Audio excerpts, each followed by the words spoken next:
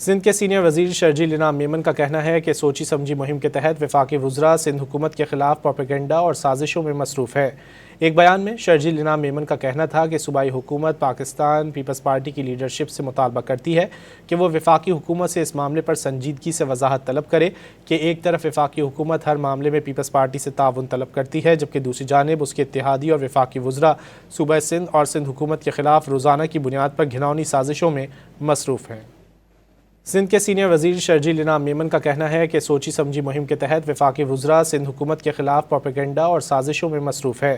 ایک بیان میں شرجیل انعام میمن کا کہنا تھا کہ صوبائی حکومت پاکستان پیپلز پارٹی کی لیڈرشپ سے مطالبہ کرتی ہے کہ وہ وفاقی حکومت سے اس معاملے پر سنجیدگی سے وضاحت طلب کرے کہ ایک طرف وفاقی حکومت ہر معاملے میں پیپلز پارٹی سے تعاون طلب کرتی ہے، جبکہ دوسری جانب اس کے اتحادی اور وفاقی وزراء صوبہ سندھ اور سندھ حکومت کے خلاف روزانہ کی بنیاد پر گھناؤنی سازشوں میں مصروف ہیں۔